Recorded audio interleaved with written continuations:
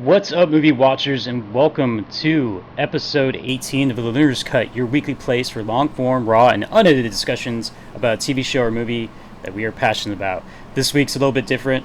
I'm already starting off with the rigmarole because we got way too much shit to talk about. This week we are talking about what the MCU has announced at Comic Con 2019. This is my guest, Jordan, ready to be here to be a Debbie Downer for all the hypeness that I've been feeling, but that's why I appreciate him being here. So yes, we're gonna go into all of the things that they announced at the Comic Con panel. We'll talk about our thoughts, our hopes, our worries, our concerns, all that kind of stuff. We'll go chronologically in the order of the announcements. But first, let me get through all this business, and then we can get talking. If this is your first time here, welcome. We're glad that you're joining us on discussion. Secondly, what exactly is this? This episode is a little bit different, but the idea of the Lunar Cut is the name of it, of course, is a play off the director's cut. I wanted to have a place to discuss movies or TV shows, and in this case, a whole bunch of hyped ass shit that happened at Comic Con this year. So yeah, we're just gonna get into it. But before I get too far into it, let's get some housekeeping done. Where can you find us? The Lunar's Cut can be found on various podcast services out there, including Apple Podcasts and Spotify. You can go to our website, thelunarscut.podbean.com. We are also part of the Movie Watchers YouTube channel, Movie Watchers Club YouTube channel. Forgive me, their name just changed, so I'm behind. Some of the Lunar's Cut shows can be found on there in video format, and I can pretty much guarantee this one's going to be up. As always, links to all of those things I mentioned are in the description. If you want to get a hold of me or anyone on the show, send an email to thelunarscut@gmail.com. Ask us questions, make suggestions for future episodes, be part of the conversation. Lastly, shout out to Dan and the crew at Crowdtown Creative for our awesome intro and outro music. You can find them for your creative needs at www.crowdtown.com. Jordan, Comic-Con 2019, MCU, just throwing stuff out there, man. A lot of it we heard and rumored, like a lot of it we weren't too surprised. Maybe in some of the details we were surprised, but the overall kind of announcements. But what'd you think as I was live there was messaging so much you? information. Maybe you're like me, you're not a fan of all these properties. Because to be honest, we're getting into territory where even I would call myself maybe a cursory comic book fan. I have a lot of knowledge, but it's about popular characters. So now we're getting into these, what would you even call it, like tier D and E type characters, and Shit's getting weird. It's like I don't even know about these guys. So phase 4, shit's getting weird. For sure. Yeah. No, but there was so much information that there was something for everybody to get excited about. Even if you're not excited about, I don't know about these people, I don't know about these characters, there was at least something where I'm really looking forward to that. So I think that was pretty cool. Yeah. No, they kept nailing thing after thing for me. I'm a big fan of the MCU in general, so I've trusted them for 10 plus years. I'm going to keep trusting them. They announced some weird property. I'm like, okay, let's do this. I'm down for this ride. Right. That being said, there was definitely more things I was more excited about than others. I think it might just be the placement of the announcement, but the last thing they announced has me the most hyped. I couldn't believe that they did that, and we'll get into it, but right, agreed. I'm I think super that was on purpose. Definitely, yeah, they do what they were doing. But yeah, we're excited. Let's actually talk about some details. So okay. I'm just going to go ahead and read the tweet from Marvel Studios, the first announcement. Marvel Studios announced The Eternals with Angelina Jolie, Richard Madden, Kumail Nanjiani, Lauren Ridloff, Brian Tyree Henry, Salma Hayek. Ooh, taking at my old 90s heartstrings when I was a little boy. Liam McHugh and Don Lee, directed by Chloe Zhao, in theaters November 6, 2020. So this isn't the movie that will come. It's not the next movie coming up, but it's right after that, right? Right. So we have, I guess, 2 movies in 2020, both directed by women. Or is this the first? These are the first 2. So that's a nice thing. And the actors, we've known about this movie for a while and known about Angelina. Salma Hayek, I think, were maybe the first 2 announced. Then Richard Madden added on. For people who don't know, Game of Thrones. He played Robb Stark. Loved him in that, and he's in the Netflix show Bodyguard. Started that. It's got rave reviews. I think it's won awards. Kumail Nanjiani, he's in the HBO show Silicon Valley. He's hilarious in that. I haven't seen him in anything too serious, but excited. And Brian Tyree Henry from Atlanta, another critically acclaimed show.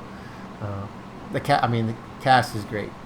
Yeah, and the property is definitely out there. From you and me, I know I'm pretty confident we don't know too much about the Eternals. What I can say that's important for the MCU, let's start with that before we get into the comics type stuff. I'll actually point you guys to a really good Polygon article that answers who are the Eternals. It's a great article because it answers all those questions. But the key thing is the celestial beings that were introduced in Guardians, those big giant dudes who were just killing shit. They were there at the creation of the Earth 1 and 5/9's universe, and all Marvel universes, to be fair. Jack Kirby, this is all lovingly he's known doing. as the Iron Universe. Yeah. So they were messing around, and they decided to create a race of perfect beings called the Eternals. That's what this movie is going to be about. We can speculate how they're going to handle that, but the key important thing for where we're currently at in the MCU is that when making the Eternals, they sometimes don't go as planned, and they get mutations. One specific is called the Deviant Strain.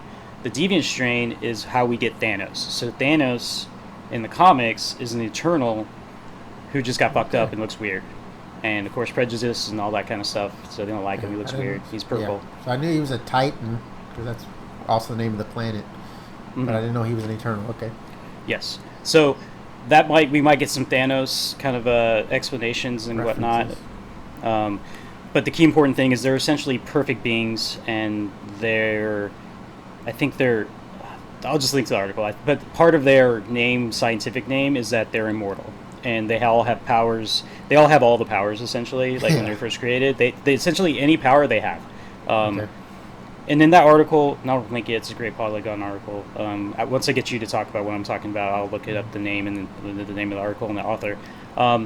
But the comics didn't do too well. They only went 9 issues and an annual before they got canceled, even though it was the great Jack Kirby who created them.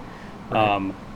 So it's interesting that we're going into a comic series that wasn't that popular. They've remained around throughout the comics, from what I understand, here and there, hitting up, high-fiving other heroes and whatnot. But this is one of those far reaches that it's a bold move. But every time Marvel's done a bold move, besides Inhumans, which we can talk about why that failed, any move that Marvel Studios has done has paid off. Marvel TV is a different story. So. True.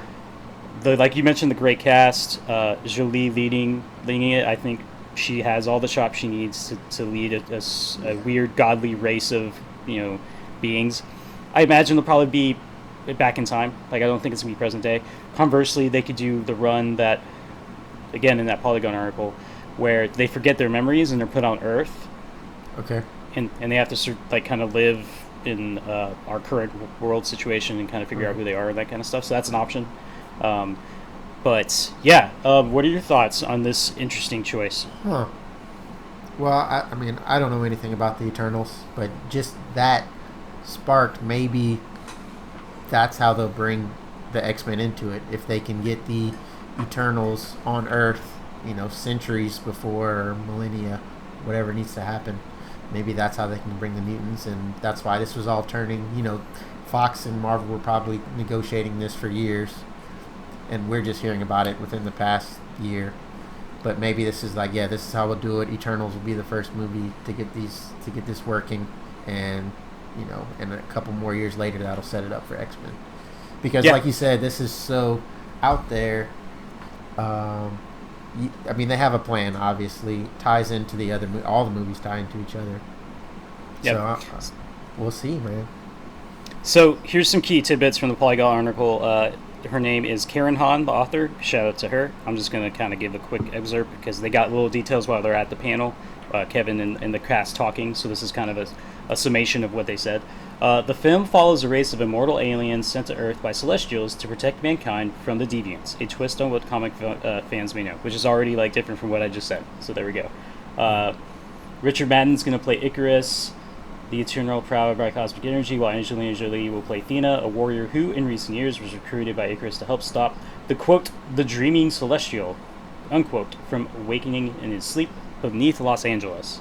So they're coming, this might actually be current timeline. Co-starring Camille Nanjiani, a bunch of co-stars.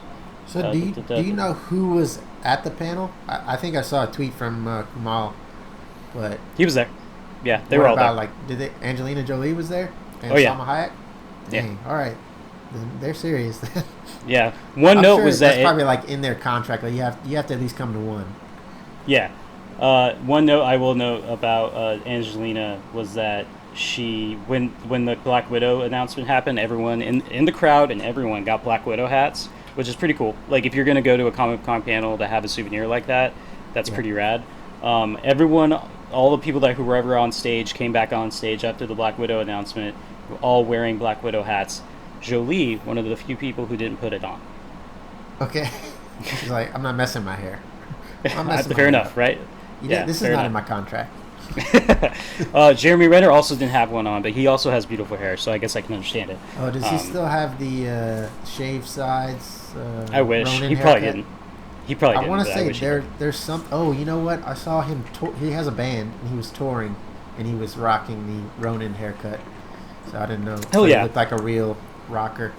That's a fucking punk rock haircut. Fucking yeah, let's go. Okay. Anything else on the Eternals? I'm pretty excited. Like you said, it's going to be out there. Apparently it's going to be set in our current world, which makes things a little bit easier, since cosmically it would probably get a little bit expensive. But and I think it adds a different aspect with Guardians. I mean, there's not too much, fantastic abilities. It's mostly tech-based.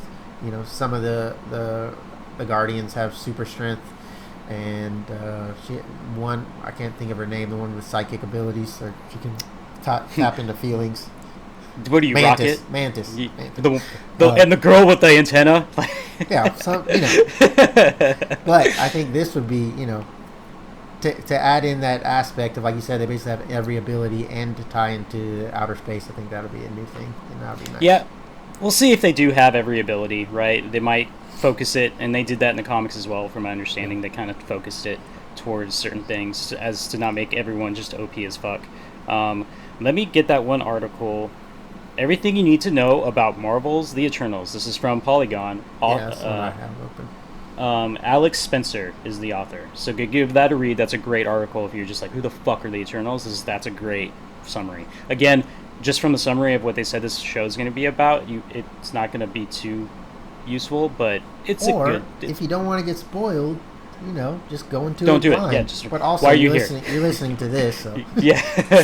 I'm stoked. It's interesting that the Celestials are going to be sending them to Earth, right? That adds a whole new spin on everything I just said. The Celestials have been so off in the distance from anything MCU related, right? We know what they are. They have the severed head Celestial, where in Nowhere, right? That's the closest we've gotten to having one. So the fact that the Eternals were sent by the Celestials to stop the Deviants, it's like, okay, all right, I'm in. Let's give this a shot.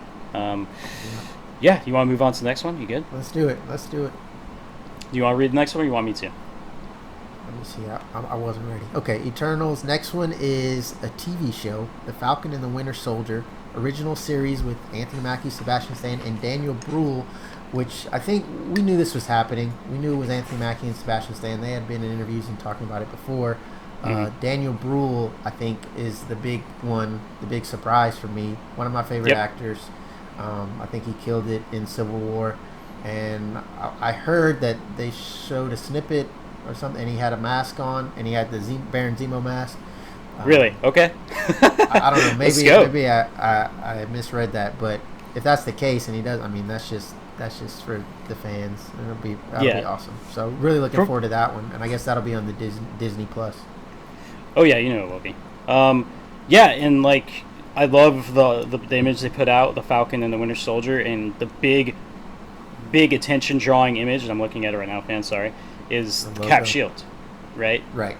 It's so that it already gives us a hint at what this show is going to be about, because the mantle was passed from Steve to I already forgot his name.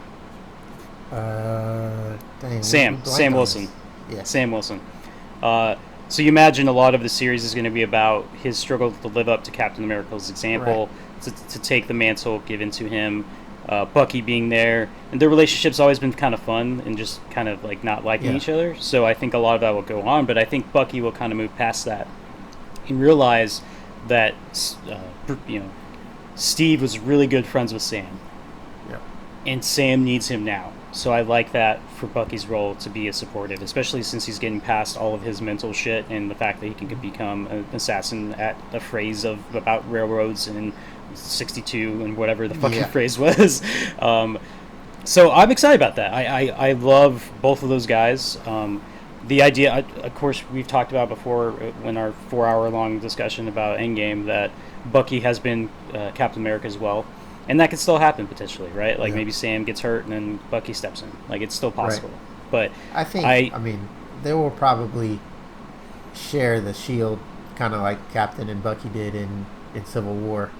But I read that Mackie they've already designed a suit for him and he's already trying it on. So yeah, I'm really looking forward to that. And if you watch their interviews, they're like best friends. They call each other the entire time. Like, so their chemistry should be great.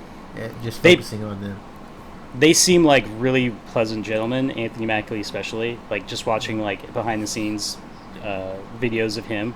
Like he has a thing. I think it was Winter Soldier, where after they cut, he yells out into he just yells out loud, "Cut the check!"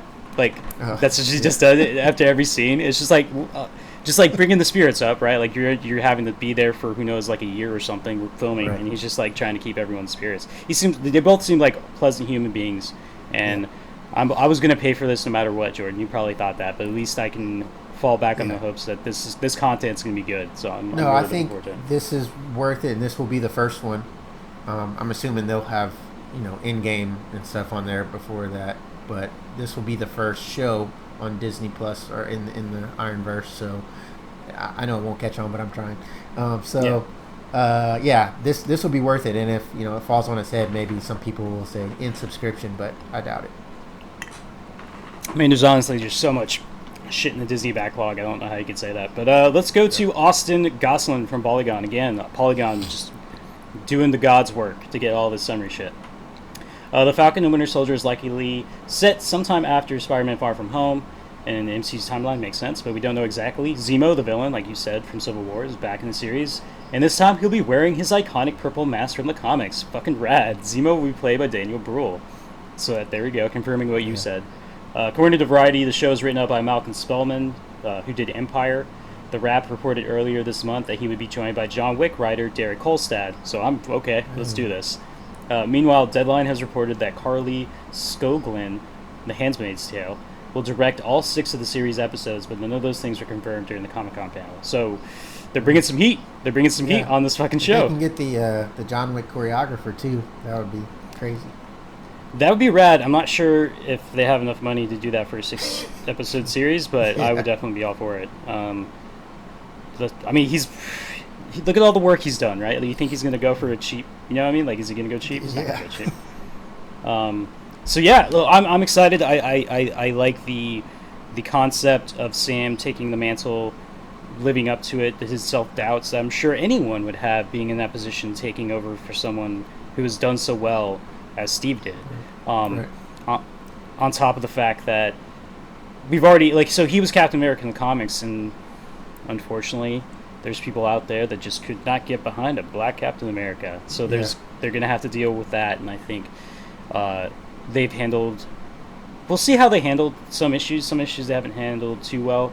It seems now, Phase 4, they're finally, like you said, right off the bat, 2 movies directed by women, right? Like, bam. Like, we're getting some diversity here. So this is another example of them running and going with diversity. And in fact, it's a six episode series, so that's what?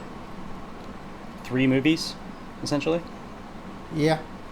I mean, maybe not budget-wise, but the time-wise, like, amount of time. Right. So it's interesting. I mean, I don't know how their contracts are written, but these are all, like, big-name movie actors, and they're starring in these TV shows, so Marvel must be bringing the money, so, they can get, nothing surprises me what names they get, what they're doing at this point.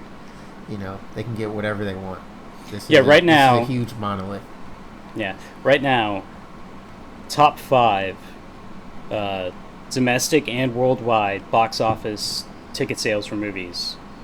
All 5 Disney movies. You're including Avatar because Disney bought them? No. This year. Okay, this year. The movies that came out this year, so the box office sales for domestic and worldwide, they're all Disney movies. So, well, I would say, I was gonna say include top 6 when Star Wars comes out later. Yep. But that might another movie might come out and push it out. But Star Wars, I'm sure, will be in the top 5. Yep. So they got money, and then they're having a streaming service, so they got more money. So right. I'm excited. Okay, I will take up with the next one, the interesting one. Let's just read the tweet if I can find it. I'll just go to Twitter. Just announced in Hall H, Marvel Studios' Shang-Chi and the Legend of the Ten Rings, with Simu. Here's where I can't pronounce names. Simu Liu, Aquafina, and Tony Leung, directed by Destin Daniel Cretton, in theaters February 12, 2021.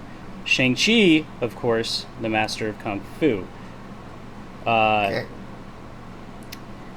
Speak on it if you can, because when I think of martial artists in the Marvel comics, I think of Iron Fist, and then other characters that maybe another name that we're going to bring up later. I think of martial arts, but Shang-Chi I hadn't heard of. I haven't either until they announced them, and I kind of looked some stuff up. So let's default to what Polygon, the writer Palmer Hashk at Polygon. Again, go to Polygon to read all this stuff. They're a great resource. The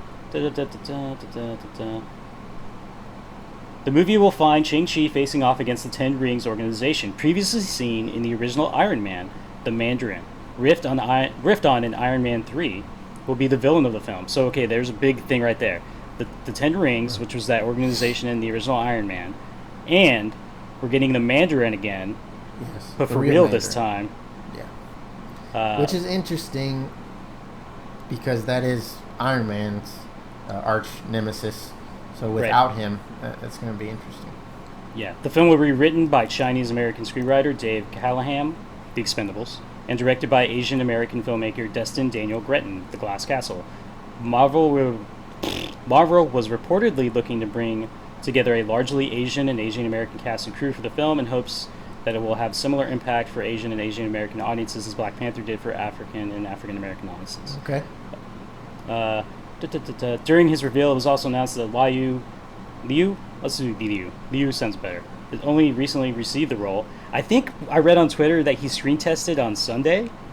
Wow. And he got the role and just stepped out to that fucking Comic-Con crowd. What a fucking trip for that guy. Holy shit. So I was watching, kind of off topic, I was watching one of those interviews with the cast of Far From Home, and Tom Holland was going into how he was casted, and he had done screen tests for like over months, and on the last one they said, we'll call you on Monday, we're casting it on Monday, we'll call you if you get it. And they didn't call him, so he thought he didn't get it. And then like 2 months later, it showed up on Instagram that he was casted. And then after he saw it on Instagram, Feige called him. So it's like, who knows? Was this the NFL draft? This is what this shit is? Yeah, apparently. During his reveal, it was also announced that Liu was recently received the role. Liu had a screen test role on Sunday and was only cast on Tuesday, and it is Saturday when he went on stage. Quick excerpt. Shang-Chi was created in the 1970s around the same time as fellow Marvel martial arts master in Iron Fist, while Iron Fist was a white American who happens to have martial arts skills in addition to his abilities to convert chi into strength. Shang-Chi is actually Chinese and has trained martial arts since childhood. Occasionally, Shang-Chi is depicted as the son of the outdated, Orientalized, fun word, villain Fu Manchu. This depended mostly on whether or not Marvel had the rights to Fu Manchu at the time. So, that's about as much as I know about Shang-Chi. So I wanted to give you and me that knowledge. Yes. What are you feeling about this particular movie now that you have every info? I'm all in for anything martial artists. So superheroes, it's great. Iron Fist didn't land for everybody. I think it was underwhelming after you had seen the choreography in Daredevil. I think people were expecting Iron Fist to bring it a little bit more, especially because he's supposed to be, the martial artist in the Marvel universe. So this is their kind of second swing at it. That's what I would think, and especially you're bringing in one of the big bads of all Marvel comics in Mandarin. The Mandarin. Let's go. Let's do it. Yeah, I'm in. And you, there's very good criticism towards Iron Fist, especially for the fighting. I will say the second season was a lot better, but no one watched it besides Correct. me. A key thing with key thing to deviate from, or the clear delineation, is that there's Marvel Studios who makes the movies, and the Marvel people who make the TV shows are different groups. Okay. So Kevin Feige has no say over what the TV show. No say. You don't think they just like run it by him, like this is our idea, and he signs? They might, but they don't. But they don't care because it's run by. It was run by Ike Perlmutter. If you ever heard about that douchebag, so they could do whatever they want, which is why Inhumans was a thing, and it's also probably why it failed. And Kevin's over here like whatever. So what's interesting is that because Disney has their own streaming service, they can make TV shows made by Marvel Studios. So everything's under their purview. So you imagine Marvel Studios having the money that they have to make an actual martial arts film, which I hope it's fucking a martial arts film. That would be so fucking good. Just saying all of that just made me think, like, if Feige's sitting back, and it kind of just is, as the birth of the MCU is, all of our most popular characters are owned by somebody else or they're burned already. We don't need our most popular characters. We'll make our tier B characters the most popular characters. And so just like with this, like, yeah, you can use Iron Fist. We got Shang-Chi. Yeah, you can use Inhumans. We got Eternals. Like, even though you take the big names, because we'll make our names the big names. Like, don't worry about it. And we'll care. We'll put some care into it. And the fact that they're using a largely Asian casting crew is fucking phenomenal. Like, of course, it's fucking Shang-Chi. It's like, who else could you do it? And it's all, like I said, it seems like Phase 4 is all kind of about, hey, we've heard your criticisms about diversity. This is where we can finally show you all the stuff we've been trying and building towards, right? Like, Black Panther, of course, was very much towards that end, but this is like, now that the if there's a tower, it has been tipped over, right? So we're going full go now. Yeah, I'm in. If it's a fucking Kung Fu movie, that'd be so fucking awesome, right? Just like an MCU Kung Fu movie. Oh, man. Agreed. Just keep switching genres. And we'll talk about genres later with another announcement. But any final thoughts before you read the next one? No, I'm excited for redemption for Iron Fist. Maybe they'll work him in later. Maybe. We'll see. I think there was a rule, if I remember correctly. You got the Loki TV show next. That like for 5 years they can't. I think they can't use the likeness of the Marvel TV show characters in anything, and all that means, that if they wanted to use the actors for all, Luke Cage, Jessica Jones, Daredevil, Iron Fist, that they'd have to wait 5 years before using those actors. Okay. So they'd have to recast, and that's a huge bummer because I was a fan of all those castings and their performances, and for sure, it's a bummer, man. I still haven't watched Jessica Jones season 3 because I'm just bummed, like it's gonna be over. I haven't. I'm surprised because you watch all of those. I haven't watched it either because season 1 was so great, and I didn't like the way season 2 ended. So we'll see. All right, so next announcement from Hall H. Marvel Studios, WandaVision, another TV show. Elizabeth Olsen is back, Paul Bettany's back, and Teyonah Parris. This is going to be on Disney Plus spring 2021.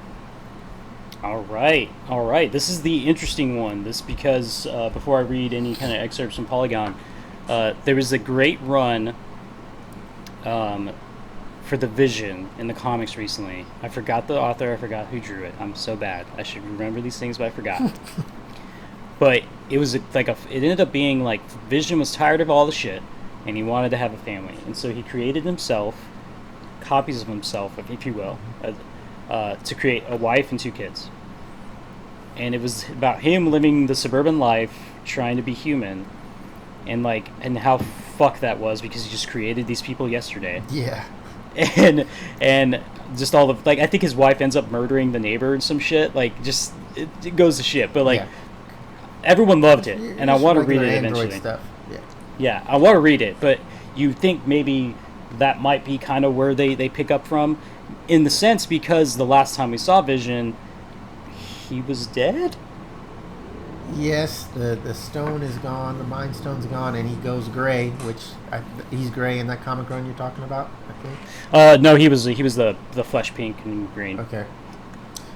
So, I mean, that matchup is always going to be good. Scarlet Witch, Elizabeth Olsen does a great job in almost everything she's in, and how she's still, you know, she's embraced, I think, fully her abilities, but that doesn't mean she fits into society at all. So I think, and obviously Vision doesn't. He's just completely awkward and doesn't understand societal norms. So I think that together, and if it is them trying to figure out, you know, suburban life or whatever, and then I'm sure they'll be helping out with threats, at least in the immediate area. So that should be interesting. Yeah. Well, I think what just popped in my head, and it's not a show I've watched, but I want to, just because I love Timothy Oliphant, is the Santa Clara diet, that one where his wife turns into a zombie. With, Drew Barrymore. Yeah. I feel like it could be kind of like that, right? Just this weird suburban tale of just wackiness. But let's read the excerpt real quick, and then this was, of course, written by Michael McWhirter. Sorry if I mispronounced your name. He wrote a write-up about WandaVision. By the way, do you like the name, WandaVision? I think it's fine. I would have been fine with Scarlet Witch and Vision.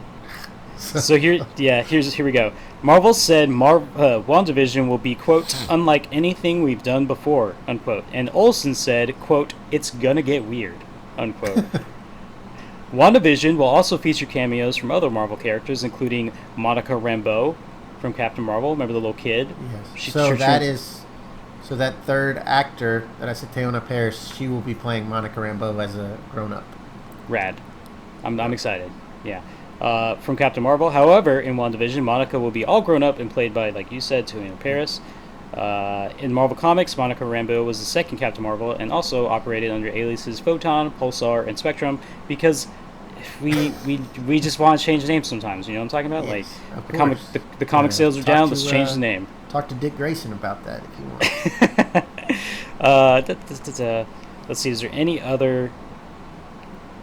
So this is going to be a series that's on their streaming service. And it's going to, like you said, launch in November. So rad. Yeah, man. If it's going to get weird, let's get weird. You know what I'm talking about? Yeah. Let's do this. I like. We don't get enough time with their relationship in the movies, and that's kind of a bummer because I feel like they do have a chemistry there, and that relationship is good. Romance is a huge criticism against the entire MCU. So if maybe this is what it takes, you know, a show dedicated to, you know, one of their lead romances to flesh it out and to finally give us what we're missing. Was that an Android joke? It wasn't, but I guess it worked. No pun intended, but it worked. Yeah, no, it's going to be interesting. How if you tell me it's going to get weird, I like those characters, I'm in. And the fact that we get to see Monica Rambeau, which I've heard so much about, but I haven't read too many comics about. But leading up to Captain Marvel, reading up about her, I was like, fuck, this sounds rad. And you've already approved the actress, so I'm in. Like, let's do this. Yep. Who knows what other cameos we get, right? Like, and I wonder how weird it would get. Do you think they would do like a satire on like sitcoms and have like a live studio audience laughing and shit in the background? Do you think it would get that weird? I just have no idea. I'm really looking forward to us getting little trailers and things. I have no idea what to expect from that one. At least from Falcon and Winter Soldier, the tone of it, at least what I'm picturing is Winter Soldier and Civil War, kind of like that, you know, not buddy cop, but, you know, it's two guys that are fighting crime together, like trying to take on evil.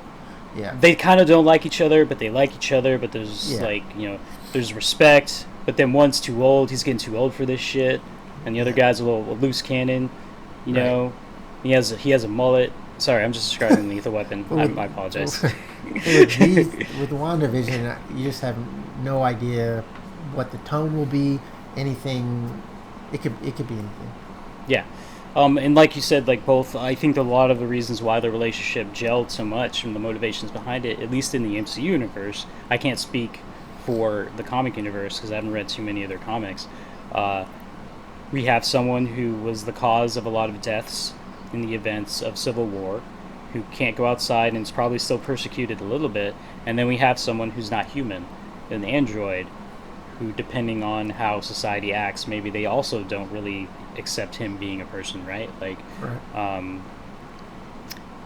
And also he hurt a really good dude in Civil War.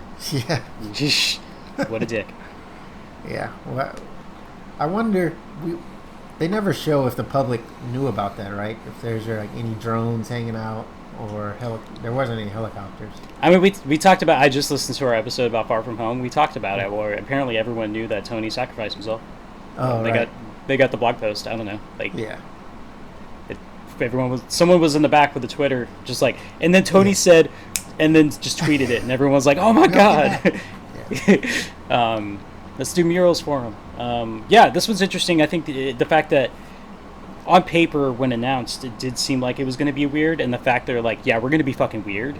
I'm like, okay, yeah, let's do it, right? Like, that is the way to take this particular show, in my opinion, and I'm going to be there to watch it, and maybe we'll talk about it.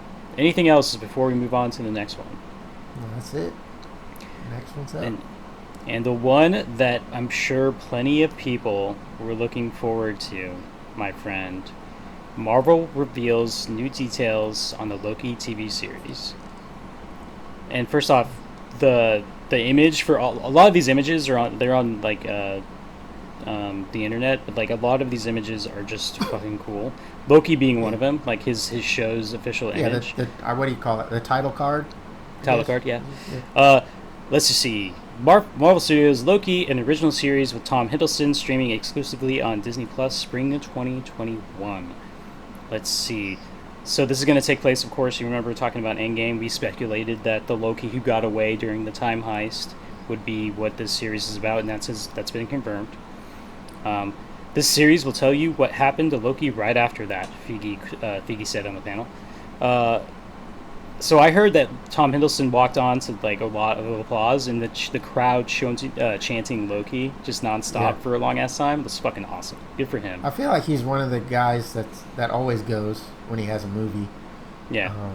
And he's a fan favorite. He's always been one of the, fans love him. He in his performances, it seems like he goes all the way. It's not like he's overacting, but he's right on the edge where you feel what Loki feels. Yeah. In all of his performances. And on the title card, each letter is a different font and I guess design.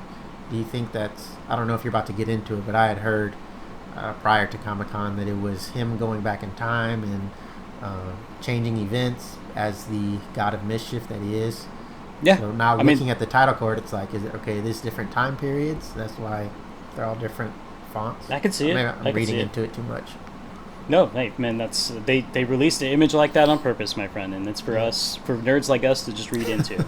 No, I could totally see that. Again, and the key point that is important to address is this is not the Loki we saw in Endgame who was willing to fight and sacrifice for his brother. This is the Loki at the end of Avengers who just brought an army to our world to try and kill us all and subjugate us. He was pissed off. He was captured, so he probably wants to. So messed up. Yeah. So maybe he does have a redemption. Maybe he doesn't. But like you said, maybe we could have a bunch of fun mischief things across timelines and whatnot. I'm trying to figure out how he would time travel because he has the space stone, so he could teleport anywhere he wanted to. Time-wise, I'm not sure what he could do. Doesn't mean he can't have fun being able to teleport wherever the fuck he wants to. But yeah, Tom Hiddleston. Teleport and shapeshift into anybody he wants. Tom Hiddleston's always been great in the role. He's always brought a lot of presence. It is the most fleshed out bad guy character, maybe next to Thanos. I don't know. What would you say? We've had more in so many movies. I think you have to say that. So we get to see him more fleshed out, and unless one of the good guys turns evil, I think it will always be Loki. I don't think they're going to have a villain in that many movies. Yeah. So, yeah, let's have fun with Loki, man. Just do some mischievous shit. Let's get down. He seems excited. Everyone else, I'm excited. this sounds like a lot of fun, and it's probably going to be what, six episode series too, so short and sweet. Mwah. You know, just in and out. Sure. Get it done. Do we know if it's like a Netflix and Amazon where it's all released at the same time, or are they doing it one per week? I've never heard any confirmation on that, but in the day and age that we exist, I imagine it's going to be all at once. I think you lose a lot with that. I've discussed this with other friends, especially with Game of Thrones, and with the weekly release. I think for me, I enjoy a movie or a show so much more when it's one at a time, and there's so much build up and anticipation each week, and you finally watch it. I'm not a big social media person where everybody's tweeting about it at the same time, but that is something that you miss out whenever all the episodes are released at the same time. And plus, you get to just think about, okay, what's going to happen? What are the writers going to do next? And then whenever you're just binging episode, there's no time in between for any of that. So yeah. I think I'd prefer, and I don't have the self-control to not binge. So just release it once a week, please. Conversely, I feel like a series I feel like the Marvel series were best watched on a binge. To be honest, I also think a show like The Walking Dead, which I haven't watched, I stopped a couple seasons ago. I think waiting weekly for that kind of burned me out. Okay. I feel like that show is much better watched in a binge type setting. Okay. Like I had friends who didn't watch it who caught back up and they're like, dude, it's been a lot of fun. I'm like, yeah, I'm jealous of you because I've been following it, week by week for so long. Yeah. I think there are instances where binge watching it in a healthy manner, you still need to eat, you still need to go outside. Right. I feel like that can be better for some, and because this is so short and sweet, I feel like either way, if you want to take your time, go for it. If you want to binge it all at once, the only negative thing would be, depending on your reliancy on social media, can you avoid the spoilers you don't want to know if you don't binge it? So that's the tough part of it. Conversely, from what I heard about Game of Thrones, everyone talking about it week by week, and then speculating and fan theorizing, and then the show comes out and it's not even as good as what the fan theories were. Like, there's some negatives to doing. That's one season out of 8, but for 7 seasons it was great doing that. Right. So I'm saying there's some negatives too. So correct. We'll see. Anything else by Loki? We're getting some hanging out with Loki. I'm down. I'm excited. I'm trying to remember which one was next chronologically. I guess, before we move on, I just wonder what is going to be the ultimate impact to the movies. And I think in this next one we'll have some impact. But or maybe the show won't. You would expect that the show would tie into it. I mean, that's the money machine, and that's how it's gotten me to watch some of these movies that I wouldn't necessarily be interested in. Is like, I need to watch this one, so in-game will be that much more important to me. And right. So I would think that the shows would mix, but like you said, especially with Feige having a hand, like being hands-on with these shows as opposed to the Netflix and Agents of S.H.I.E.L.D. Yeah, the tough part with the Loki one, like we expressed, he is from a different split timeline. So that might be tough how it ends up tagging into the rest of the movies.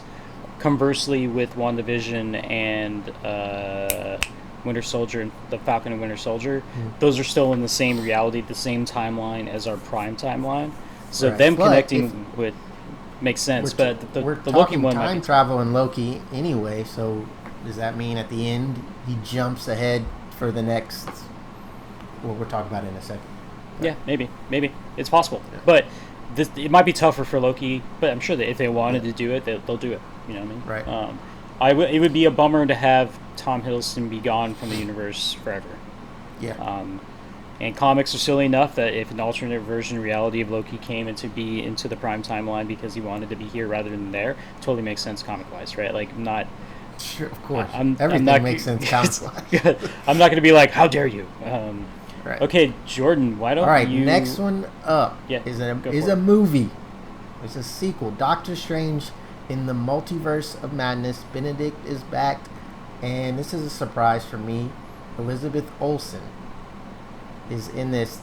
Those are the only 2 names there. Yep. So implying that, she's a lead as well.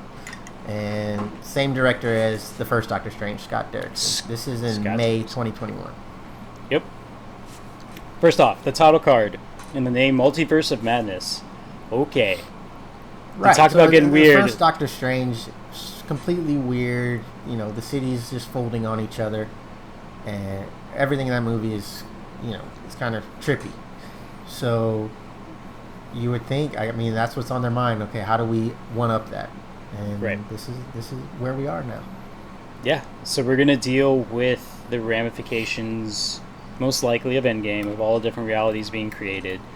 It was already established in the Doctor Strange that there were multiple realities, that the idea of a multiverse was mentioned lightly in that one. So naturally it would seem it's appropriate for Doctor Strange to address those issues, and the fact that we have the magic of Doctor Strange mixed with the magic of Scarlet Witch, depending on... So two things on that. So they used Far From Home to kind of remind the audience of the multiverse theory, even though it was a red herring. Yep. And then with Scarlet Witch, all we've really seen from her is telekinesis and a little bit of telepathic ability, kind of influencing people. But she has so many other abilities and or ways she can use her abilities. So I don't know if they're going to maybe like start to get into it in the show, and then because the show is in the spring. Let's see. Okay, spring of 2021, and the movie is May of 2021. So you would think they probably would release the show in March, April, and then hit you with the movie like, all right, everybody go see the movie now. Because potentially she's going off. Yeah, the tough part, and this has always been the problem with the TV shows and the movies, is that in how they are, the shooting schedules never coincide enough for someone to be on a TV show like Daredevil to show up during the events of Endgame, right? They shoot so far ahead with movies because it takes so long to edit them, as opposed to TV shows, which once they shoot to air is much shorter, right? The timeline before they air. But as we had mentioned, these are being shot and put on Disney's streaming service, so it's all controlled by the same company. So whatever happens in WandaVision leading up and also happens in Doctor Strange is much more plausible because they talk to each other. That was a big issue, like I mentioned, key divide between people who made TV shows and people who made the movies. Right. They're going to have... Kudos to Kevin. He deserves whatever bonus he gets because he's having to be in charge of all this shit and tying all these strings together and make sure everyone talks to each other. That's his fucking job, and it sounds like a fucking nightmare logistically. Yeah. I'm sure, make sure the scripts, and then anything that changes, not even plot-wise, because some little joke couldn't line up with another movie, and so I'm sure they call him, hey, we're saying this. Yeah, that's fine. Yeah.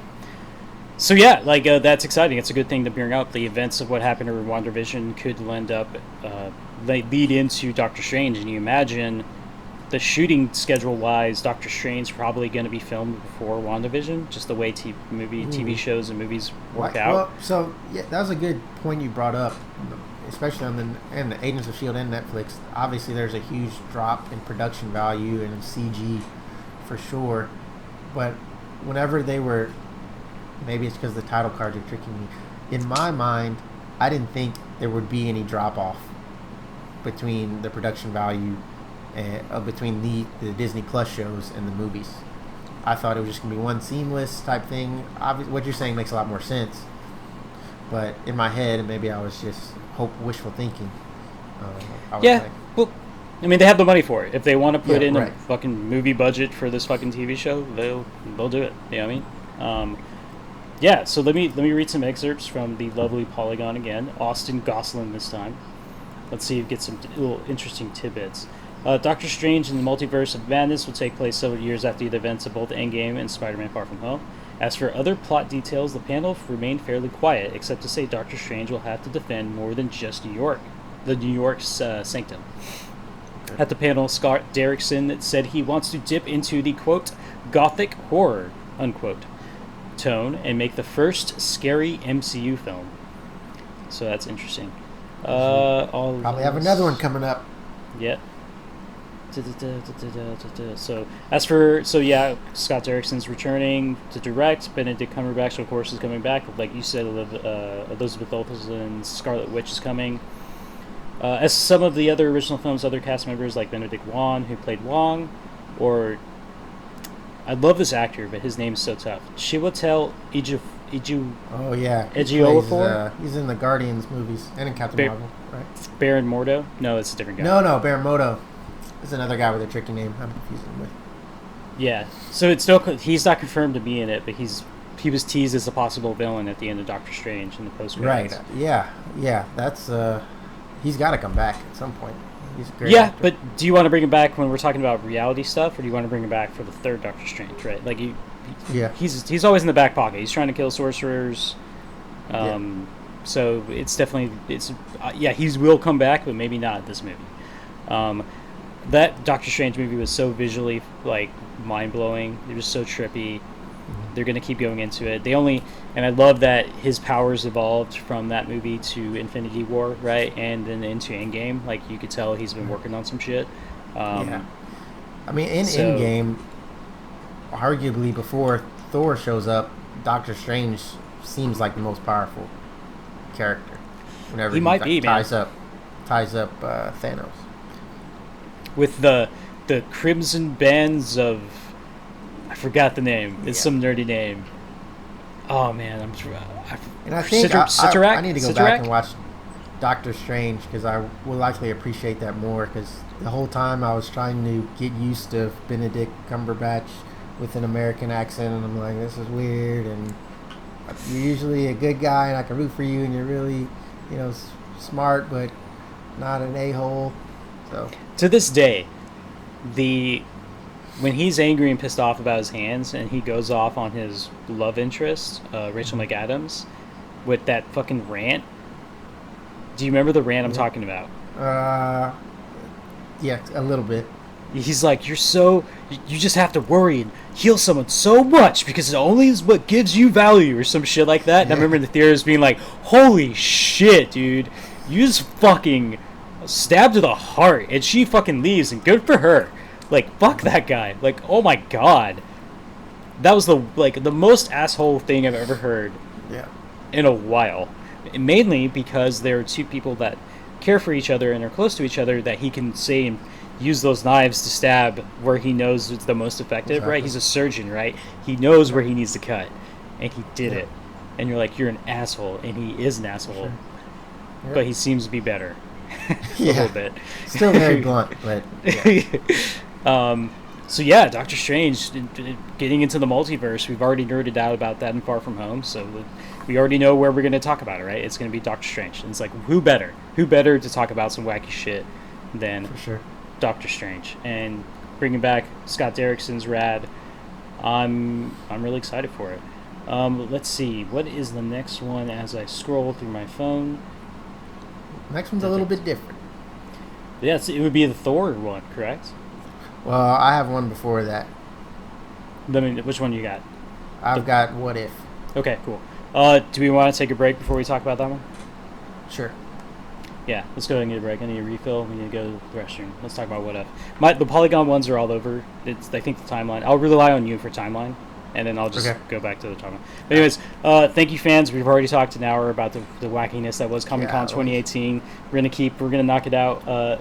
Fortunately, the rest of these probably have less details because they're as we progress, they're further in the future, so there's less to talk about, except for Thor. There's a lot to talk about with Thor. Yeah, true. But we will be back in a moment, and thanks for joining us. We'll be back soon.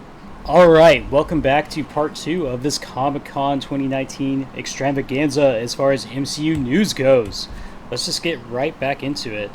The next announcement, of course, let me get to the official Twitter announcement because I want to read the Twitter announcements and then follow it up with the amazing Polygon articles describing what actually, build a little extra tidbits. So the next TV show just announced Marvel Studios' What If, the first animated series in the MCU, with Jeffrey Wright as the voice of the Watcher, Mr. Uatu, as I nerdily yelled at you earlier today. Yes. Uatu the Watcher, and many actors from across the MCU reprising their roles as voice talent, streaming exclusively on Disney Plus summer 2021. So let's go ahead and just knock out some of the extra information. This is Polygon's article. Michael McWhirter, again, this team just sitting by their computers, reading and just getting all this information. Kudos to them. Shout out to those people for being rad. I can't. You can imagine how just like freaking crazy they've been. Let's see. Jeffrey Wright will voice the Watcher, a race of celestial beings, so he's a celestial, of course, who observes events in the Marvel's universe. In the films, the Watchers were briefly seen. Yep, remember that. Let me get blaze past that. Here we go. This is the information I wanted. Marvel's What If comics pondered questions of alternate outcomes to major events in the Marvel's universe. The series debuted in 1997 with the question, what if Spider-Man joined the Fantastic Four? And pondered other similar thought experiments like, what if Jane Foster had found the hammer of Thor? And what if Hulk had the brain of Bruce Banner? Questions which would later become reality in Marvel Comics continuity. What if is one of multiple... So the ideas of what if is an awesome concept because you can just get freaking crazy and you can get weird and kind of... With no consequences to the main timeline. Yeah. And the fact that it's animated probably makes it a lot easier to make, right? Correct. You can do a lot... Well, I was going to say you can do crazier stuff, but they do anything and everything in the live action, so... That's true. But yeah, no, like what if like those are some pretty good ones. The ones I remember hearing about was like what if Sharon Carter was Captain America? I think might be one they definitely would do. I think Haley Atwell would definitely come back for that. Agent Carter. Sharon, you mean kind of as a mentor to her niece? No, what if she was just Captain America? Okay. As opposed to Steve Rogers. So she's Margaret, and Sharon is the young one. Mm-hmm. Not bad. I just say Agent Carter because that's the name of the TV show. But I met Margaret.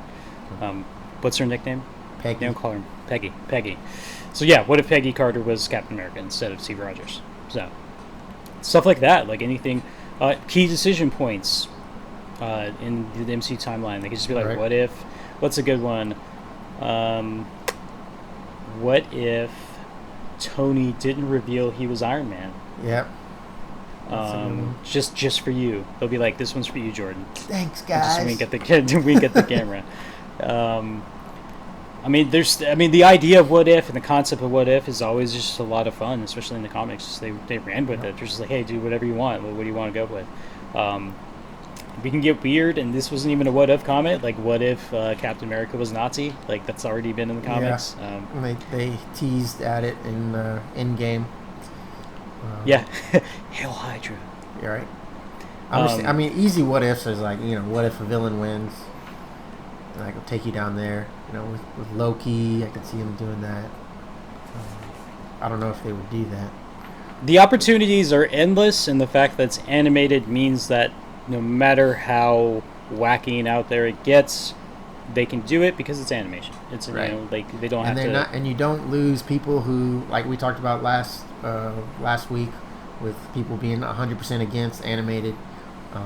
You don't lose them out of the continuity.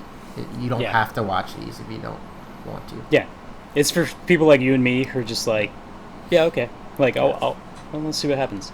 Yeah, I'm assuming it'll be maybe more kid oriented. We'll see. Maybe, which is I was gonna ask. I forgot to ask with the Doctor Strange. He brought up the gothic horror. I'm assuming they're not reaching for rated R until maybe we get to the end of this. I know Deadpool was kind of talked about, but I think they'd be foolish to not have Deadpool be rated R, just because it's already established that it can be majorly successful, even though you're cutting off a large base of your fan audience. Yeah. It was like one of the most, if not the most successful R-rated film of all time, and that's without being released in China, the second largest box office number out there. So I think it was Wedding Crashers before Deadpool, and then Deadpool beat it, I think. Yeah. But it's not that great of a list, right? Because, again, you're cutting off your audience, but I feel like with characters like Deadpool, it would make a lot of sense. Gothic horror, there's been plenty of horror movies that are PG-13. Gothic horror doesn't necessarily mean you're going to have to go to the R rating. Okay. But if they did, I'd be down, but well, of course, yeah, but I don't think they would. It'd probably be PG-13. They would really strive to get it to be PG-13, especially since the first Doctor Strange was PG-13. I think it'd be tough. In a similar way that Deadpool was rated R, they're probably going to keep it rated R whenever they bring him in. And again, as you me have discussed, the easiest movie from the properties they've recently purchased to bring into the current universe is Deadpool, because he would just kind of make fun of the fact that now he's in this universe and then just roll with it. And especially like as one of the 6-episode type thing where he just drops in different events, or what if Deadpool was here? So what if it's animated series? I've always liked those. We get to some weird interesting questions. The opportunities are endless, and that's the beauty of a type of show like that. You imagine if it is like all the other ones, I think they're all 6-episode series. Even if this is a 6-episode series, it probably won't be, because they're probably going to be shorter, but who knows? Right. I wonder about the animation style. Is like each what if scenario going to be a different animation style, or is it going to be consistent across everything? I mean, it's Disney. They can put as much money as they want into it. I imagine it'd probably just be easier to be the same animation, but if they wanted to, like, if they did, what if Shang-Chi beat Iron Fist in a fight, and it was like an anime-style fucking animation? Like, fuck yeah, let's do it. I mean, it could be whatever it wants, and that's the beauty of that little tiny episode. And I think that it's probably like the one that most people are least excited about, but I think might end up being low-key like the most enjoyable. It's just the fun. Like, let's just enjoy some stuff. Do something crazy, All right, Jordan, let's move on to the next one. You have the chronological list. What do you want to go to? The next tweet is another TV show on Disney Plus, Hawkeye, bringing back Jeremy Renner, original Avenger, but it will also introduce Kate Bishop. I don't have an actress on the tweet. Disney Plus, fall 2021. Right. So give me your thoughts while I try and find the It's very Polygon. interesting. You would think that he would be 100%, his family's back, and he would have all of his energy there. He just lost arguably his best friend in Natasha, so I find it. I don't think it. Maybe it's not a hard sell. Like he officially wants to turn over the bow, and he wants to train someone, and maybe he sees Natasha and Kate Bishop. But I could also see an argument where, like, no, we're not doing this anymore. I can't put another person that I love in harm's way. But they can probably sell it.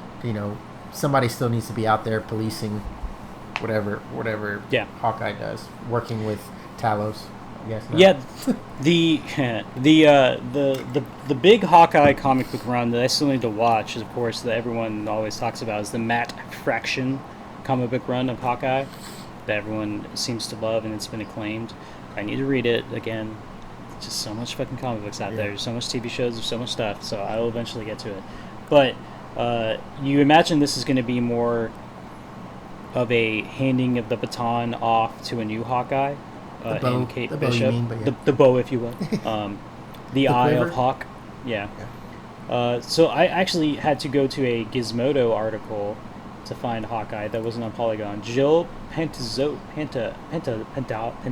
so I forgive me, Jill, I'm so sorry. You're never going to watch this, but I apologize anyways. Jeremy Renner stopped at Hall H to promote the Hawkeye series, which will arrive fall 2021. Shut up, Siri.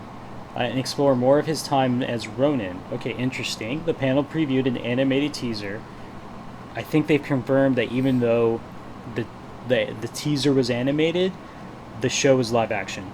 And I think that's probably, they just wanted to show you something, and a lot of stills and a lot of like pre-production stuff is animated just to be like, this is what we're thinking. So that makes sense.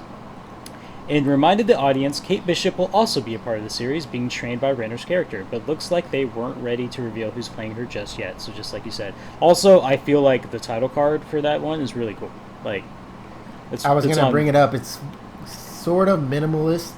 It's got the archery target in the A with the arrow on the top of the H, but other than that, it's pretty low-key, and I guess a hint of purple for his comic book colors. It's very Hawkeye, like you imagine. Like he's functioned over fashion. You would think. They could have went full Hawkeye in comics with the fucking weird headgear with the H. Well, like MCU Hawkeye is very function over fashion, but the Hawkeye we know is not. That's not the case. So yeah, we get an older Jeremy Renner. Can you imagine? Along with the older guard, the original Avengers might be kind of winding down and kind of getting out of this. Right. I wonder if we'll have like a cameo from Smart Hulk, or maybe like he's FaceTiming Smart Hulk or something. I don't know. You can dream.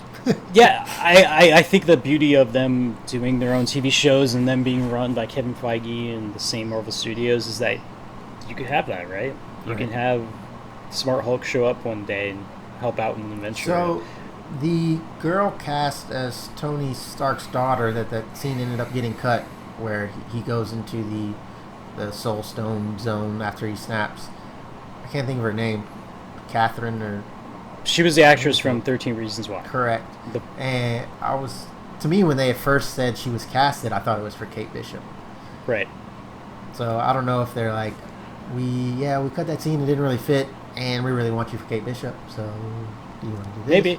Possibly. Yeah. If she wants to, right? Like, there's no canon thing to say that she becomes the older Stark daughter. Right. Of course, the one they hinted at in Endgame was the daughter of Hawkeye, of Clint. Yeah, with the opening scene. Yeah. Right, but that was played by one of the Russo's daughters. And I'm assuming that person, unless she was adopted, would have Hawkeye's last name. Right. I'm pretty sure that's a biological daughter. Yeah. So it's probably not going to be her, because Kate Bishop wasn't ever his daughter. It was another person. So, yeah, I mean, women archers, man. Brad, let's do it. We can... You can imagine...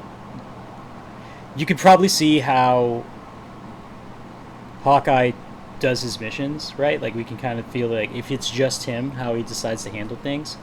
I've always said, personally, and you might laugh at me, that he's the sixth man of the Avengers. He is the glue that keeps his team together. Okay. And a lot of people shit on him. A lot of people are just like, what are you even doing here? Even himself. But I feel like he's what keeps that team together. So, in the first Avengers, I think I was a little bit disappointed. I mean, mind blown. But if I had to have a criticism, I was disappointed in it. It made Hawkeye seem like more of just an agent of S.H.I.E.L.D. rather than, a full-flown Avenger. And so, I don't know if we ever I still felt that way, even towards the end, that Black Widow and Hawkeye were just agents of S.H.I.E.L.D. and Black Widow, I think, is more understandable as she should be. But then Age of Ultron came around. Right. And he did, he has a little speech to Scarlet Witch, and he's the everyman until Ant-Man comes along. Yeah. And he steps up, he gives her the speech like you said. Yeah. He does a lot in that movie, including giving him a home base to relax. And you see, like, he's kind of as much as he is probably the weakest Avenger, he is the heart and soul of that team, and he's fully capable of taking care of himself. And he's the only one who fucking stops Scarlet Witch. Just saying. Yeah. Everyone else got their mind fucked, and he was just like, not again. Yeah. I did that in the first one. Yeah. Fuck off. I'm not doing that again. So yeah, I'm excited. I like Jeremy Renner in that role. It'll be interesting to see. These are everything that we've been offered so far from the TV show is kind of like, hey, do you want a cherry on your sundae? And I'm like, yeah, I do want a cherry on my sundae. Just dump a whole bowl of cherries on top of it. Yeah. Let's do it. So it might not be for everyone, and that's the beauty of it. You don't have to subscribe to it, but I don't know if the ramifications of that show will bleed into the movies. It really depends on Hawkeye's role in the rest of the MCU after this point. But and you get the sense after Endgame that they're really trying to focus on these new characters, I guess, except for one of these movies we're about to talk about. But they're handing the mantle over, so we'll see. Yeah, and so like maybe the next Avengers movie, if it ever comes around, maybe Kate Bishop's going to be the Hawkeye for that movie. Like the new guard. So, man, I'm excited. Correct. We already got a little bit of Jeremy Renner being the dad teaching the young one how to be Hawkeye. Yeah. So let's go. That would have been our first introduction to kind of this sidekick type relationship, except for Tony Stark and Peter Parker. But I digress. But the interesting part of the show, which might give it a little more emotional depth, is that we're getting a Hawkeye who was just Ronin, who just watched his best friend die. Exactly. Who watched Tony die, and we can debate how good their relationship was, but like it still probably fucking affected him, right? Right. So I think it would go a long way if he's very reticent at the beginning to want to relay his skills over because of everything that's just happened. So yeah, a lot can happen in this series. It sounds like a lot of fun. I'm looking forward to it. The next one, Jordan. I think I know what your next one is. I'll let you announce this one. All right, but it is the one I'm thinking of, right? I think so. I've only got 3 left. Does it involve hammers? It does. Okay, just wanted to make sure. Let me get to that one right there. Let me get to the Twitter post. Fun thing for you guys that are listening. We actually were going to talk about the movie Dread, and then all this shit happened. I had so many one-liners ready for that. It was open with, "It's judgment time." It's judgment time. He sold that line so well, though. He sold every single line. Like, he was just like, you're like... I have my thoughts on his performance. Yeah. We'll eventually talk about that movie eventually, if you really want to. Okay, here we go. Marvel Studios, Thor, Love and Thunder, with Chris Hemsworth, Tessa Thompson, and the return of Natalie Portman. Taika Waititi returns to direct. It will release November 5th, 2021. First off, the name, Thor, Love and Thunder. Sigh. You just don't like fun, man. I'm having so much fun. You just don't like fun. Look at this image. Tell me you don't love this. That is like some straight up... I'm looking at him. So the image... It looks like the exact same font in my head of something I've seen before. And I want to say it was like Thundar. I was just looking, if you heard my typing. I thought it was Thundar, but I can't really... He-Man and Thundercats. So that's what somebody else said. He-Man and Thundercats together, but... And those are two of my favorites. But this almost seems like exactly like another type of barbarian type figure. And I can't put my name on it. Maybe I'm just thinking of He-Man, but... Conan? No. Conan the Barbarian? My reluctance to get into this is just I'm not on board with Waititi's vision or with the Thor in Ragnarok. I don't like the way the character went in that direction. Or I was won over back in Infinity War when I finally felt for him. Chris Hemsworth's a great actor. Yep. And I just don't. And I think I would like him in another comedic role. I just don't like Thor in the way they portray him. So Waititi's back with another. I'm sure it's going to be very over the top, especially after getting whatever Big Lebowski Thor in Endgame, which I hated. So that's why I'm not looking forward to this movie. Well, I'm here to let you know, fans, if you're still listening after Jordan's blasphemy. Sorry. That it don't matter how much rain he has on the parade. I am hyped as fuck for Taika Waititi. He's bringing the thunder. I brought the rain. He's bringing the thunder. I'm bringing thunder, buddy. And we got love coming in because as we know, love is more powerful than thunder, or at least equally powerful as thunder, as they talked about. And the return of Natalie Portman, which is super interesting because a lot of I actually had a cousin of mine ask me about it, like, why is she back? So when Thor 2 happened, the director was supposed to be, I forgot her name, damn it, but she ended up directing Wonder Woman. Patty Jenkins. Patty Jenkins was set to direct Thor 2. I remember that. And if you remember, this was back in the day when Kevin Feige didn't have total control of Marvel Studios. There was a cabal, if you will, a round table of people that involved Ike Perlmutter and a bunch of comic book writers that had to approve of things. And through headbutting of all that stuff, Patty Jenkins left the project. And that pissed Natalie Portman off because she was like, no, I want a woman director. And so she essentially was just like, I don't want to be a part of this. So the fact that she's back, super interesting to me. Right. But she must have, liked the new direction, obviously. Yeah. They probably, like I said, a lot of stuff's happened. Whenever you texted that she was back, I said, oh, well, she must be getting powers. Yeah.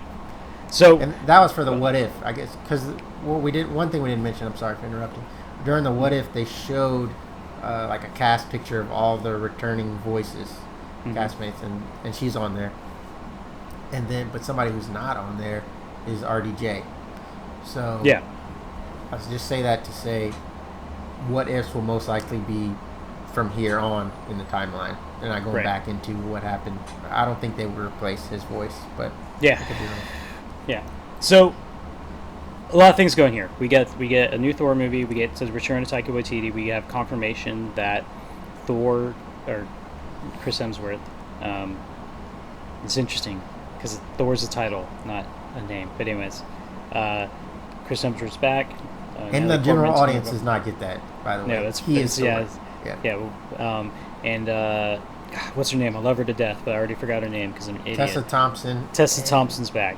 And that's new. That wasn't, especially where they ended in an end game. You weren't certain that you would be involved with this. So we lead into Natalie Portman's introduction with Tessa Thompson saying, "Well, I'm a king, and every king needs her queen." Now, Jordan, I don't know if you knew this, but in the comics, Valkyrie has chosen to love women as well as men. It depends on who writes and that kind of stuff. Yeah. A large shipping, that's the thing. I'm one of those young kids, I guess. Has been between millennials. Yeah, has been between Tessa Thompson and the one I've seen is Captain Marvel, Brie Larson. Yes, yeah, Brie Larson. So and they've been all about it. Fucking love post picture. They're like, yeah, let's fucking do it. I'm rad. But let's do this. So that's the one people have been kind of like hoping for. But with Tessa kind of like alluding to, a lot of people are excited that she might end up being homosexual. She might be a lesbian. Yeah. But of course, they introduced Natalie Portman, and then Taika Waititi, the director of this movie, hands her Mjolnir. Right. And as you and me both know, Jane Foster has had the power of Thor. In the most recent run, it ended up ending kind of like a year or two ago, but she had the power of Thor. She was the Thor for a large portion, and I've heard a lot of great things about that comic run. I haven't read it, but I've heard a lot of good things. For what I remember is she ended up having cancer, and so she ended up grabbing the hammer, and if you remember the incantation, whoever wields this will have the power of Thor. So she became the new Thor with a badass helmet and buff as shit and just fucking a badass. And she kicked ass and took names. Thor, and then who we know as of Thor, the God of Thunder, went off and did something else with his own. And of course that might. So he's going to be in this movie potentially. It will no longer be Thor. They have to call him something else. Odin's son. That's fine. That's fine. But we already know he's hanging out with the Guardians, right? So, like, the fact if he ends up having a smaller role in this movie, and it ends up being Jane's Thor with Valkyrie, directed by Taika Waititi, I'm here for it. That sounds fun. Like, fuck yeah, let's go. Yeah. So let's get some extra information from the Polygon article. We're back with Polygon from Matt Patches. Also, no hammer, so you have to bring in, or no Mjolnir. I can't say it. They only have Stormbreaker. So they have it? She wield Stormbreaker? No, because Cap brought it back, remember? Yeah, he took it back in time. They can refashion it if they want to. I'm sure they'll explain it.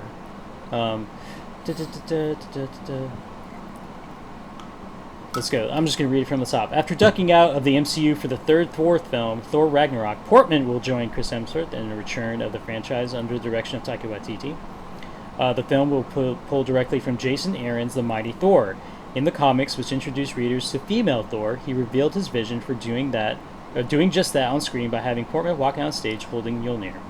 Little else is known about the direction of Thor: Love and Thunder, considering Thor is on his way to party in the Guardians of the Galaxy at the end of Avengers Endgame. There's some plot holes that need to be filled before it all makes sense, but Tessa Thompson was also on hand in the panel to explain that Valkyrie might be up to now. What Valkyrie might be up to now, and that she's running the new Asgard. First, she needs to find her queen, Thompson said with a smile. The announcement was the pure Marvel circus act, complete with Waititi as the great showman. There's nothing more powerful than love, Waititi said jokingly at the panel. Or thunder, Hemsworth chimed in the back. And the combination, I dropped this microphone, but it's too expensive. So that's all we know, right? So Chris Hemsworth could be in the movie for the entirety of it or part of it. It wouldn't surprise me either way. Right. And the fact that we have Natalie Portman back, and the fact that we're going to get a female Thor, that's fucking awesome. Like, I think he's got to be for the entirety of it, even if he dies or hands over the mantle, because they're going to sell the movie with him. Obviously, he's one of the biggest movie stars in the world, so it would be tough to sell it with him, and then he's only in for the first 15 minutes. Yeah, potentially. We'll see. Sure. Either way, he has Stormbreaker. She has Mjolnir. She's rocking. Think she's gonna have the face covering helmet though, like she does in the comics? I think they've teased that. What's good about the MCU is that usually the costumes are pretty straight on, even if they don't wear the helmet, except for maybe one scene or something. It's usually there, you know. So I think yes. To answer your question, yes, she'll have it. Now, if she wears it for more than one scene, I have no idea. Well, will they do the cancer storyline where? So there's two ways they can go about this. They can have Natalie Portman play someone who's having cancer, and then have a body double be a buff, like Viking female Thor, or have a CGI-stricken Natalie Portman skinny from cancer, and then bring her back to full health.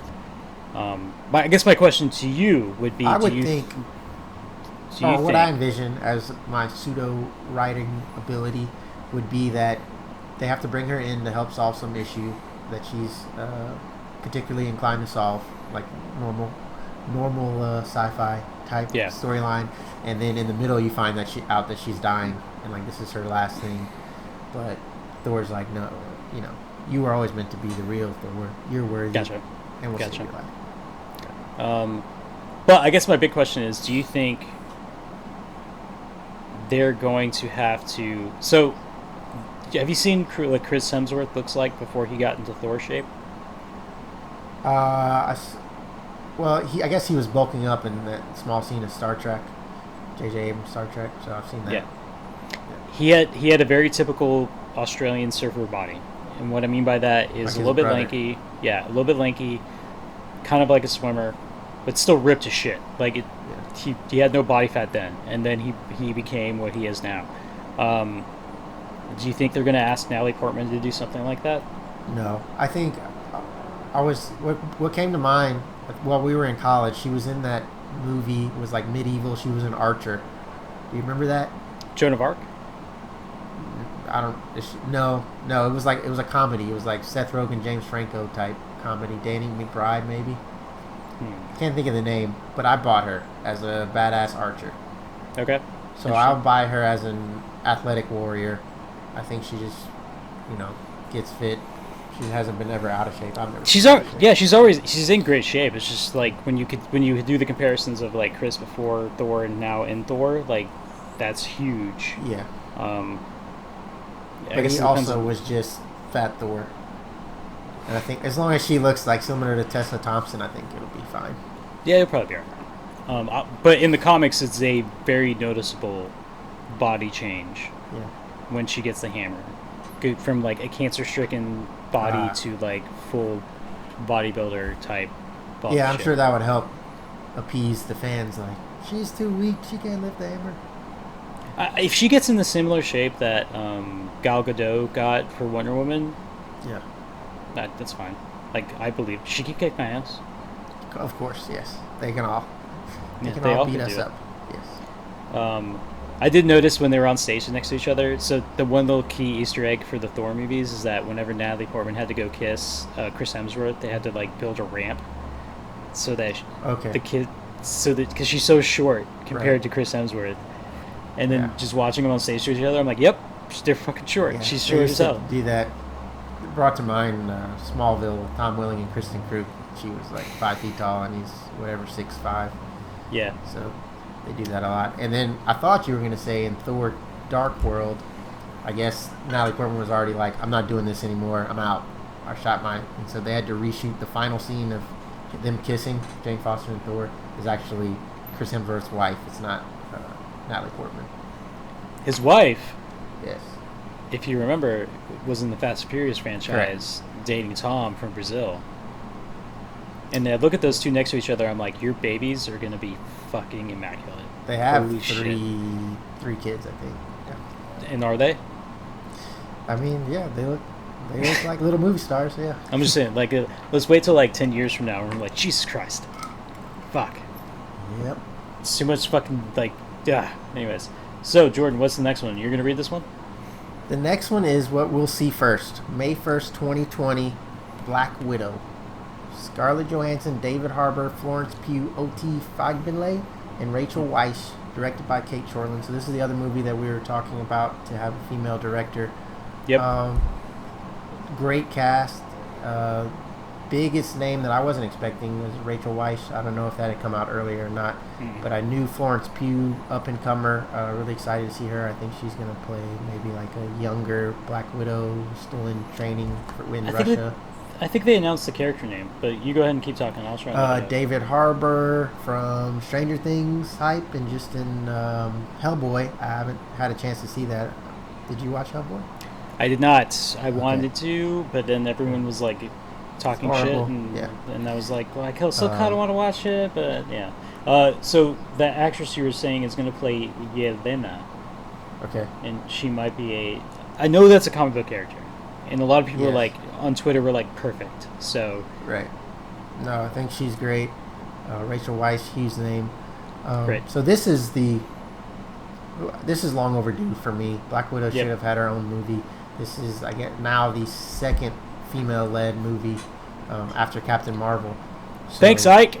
Thanks, man. Yeah, so this is, out of the entire mess of the DC universe, they were still able to put up Wonder Woman, and so that's one thing that the MCU hasn't. But they're making up for it, so I am looking forward to this one, and this is going to be the first thing we see, which is maybe 10 months from now. So. Yeah, no, I'm excited, especially with like some of the details they talked about. Like you said, David Harbour being it. I had no idea. Rachel Weisz. I hear good things about the actress you just mentioned. It seems like it's just going to be espionage. Like a good thing that they did show a clip of the movie to the audience at Comic-Con, which of course was not released. But if you want, you can go look for some cell phone footage. I'm sure it's out there already. Yeah. But it seemed like a Jason Bourne type movie of espionage and action, just fucking hardcore shit. And I'm like, okay, yeah, that sounds cool. The closest thing we've ever gotten to that is her opening scene in Avengers with Joss Whedon, which was nice. But kind of like, what does she do when she's not an Avenger or be spying on Tony Stark? So, yeah, I'm excited and should be good. Oh, the other rumor, I guess that was confirmed, was the villain. And we saw, I guess about a few weeks ago, they were showing some behind the scenes. I don't know, I guess they can't hide. This is a huge monolith. It's hard to hide from people. Everyone has a goddamn drone, man. Yeah. Everyone has a goddamn drone. Taking some pictures of a Taskmaster-esque type character. Let's go. A few weeks ago. And that has been confirmed. So cool. And if you've played Spider-Man PS4, you know that he was pretty cool in that. So he's always been an interesting villain. Let me go ahead and read some excerpts from the Polygon article by Petrana Radulovich. Perfect name for about a Russian spy. I don't know if they planned that, but shout out to you. Marvel said. Go ahead. Taskmaster is a longtime nemesis of the Avengers. He has the ability to master any physical skill simply by watching someone perform it. A talent referred to as, quote, photographic reflexes, unquote. As an adult, he turned his talent to criminal sphere, of course he did, observing the techniques of as many superhero and villains as he could in order to master their skills. Yeah, those are some exhibition that you already kind of said. So you have to be, just explaining who he is, you have to be very villainous to pick that line of work. If you can master any skill of just watching it, why wouldn't you be, an athlete and make millions of dollars? It's easier to steal money, man. I'd rather kill people and steal it. when you have if you imagine being able to master everyone's techniques and beat them with those techniques, you imagine you probably get a little bit of feel yourself, so being a villain ends up making sense. And it's always an interesting fight, because he is as superhuman as anyone else in the Marvel comic book sphere, right? Like he has elevated strength, probably elevated healing abilities, because everyone has that. Yeah. But you can't do what you normally do against him, because he already knows and learns it. So you got to do something interesting. He's studied you. Yeah. Spider-Man's he's had some interesting fights with him. He's always figured something out, right? Like he's like, well, I'll just do this now. I feel like Cap, Steve Rogers versus Taskmaster would be an awesome fight to watch, to be honest. Mm-hmm. It's unfortunate we're not going to watch it, but Black Widow is a really good substitute for that. I think they said that this takes place after the events of Civil War. Right. I was going to say, the obvious thing we didn't touch on is she's dead in the current timeline. Spoilers. So it's got to be a prequel of sorts or something happening in the past. So you said after Civil War. So that's before Infinity War? Yeah. Was it after Civil War, or was it after Winter Soldier? I can't remember. Either way, there's some dead space between the events that happen that you could explain it. But either way, Civil War makes more sense than Winter Soldier. But we finally get to figure out what Budapest was, what happened at Budapest. Right. So that means you're going to have flashbacks as well. With probably Hawkeye. A ton of flashbacks, probably of her origin, her training, and then Budapest. So yeah, like an espionage tale of her doing things her way on her scale. Yeah, let's fucking go, man. I'm down. Yeah, I'm assuming it's probably her swan song. I don't think she would be in any major things with her character being dead after this. I mean, Loki might come back. You know what I mean? Like, who knows? It's just, like, he's just as dead as she is. Right. She's probably more dead. It was like a ceremonial thing, sacrificed a soul for the soul. So who knows? Yeah. Who knows? All right, Jordan. Good shit, Black Widow. It's the earliest movie that's coming out. What are we going to talk about next? So this is what I was most excited for, the thing I didn't see coming. I'll let you do the honors. Yes. So before we get to the one thing you're talking about, that was like the last thing they officially announced. Right, and it didn't have a date. Yeah. Didn't have a date. Sorry, Black Widow was. That's what I was trying to say. It seemed like this was the end. Like everyone was like, okay, we're all done. Our timeline's filled. This is all. But we got one more thing. But it turns out it was like a lot more things. So Kevin Feige, I don't think it's in this article. I think I sent a copy of it to you. I'm going to look that up because it's super important.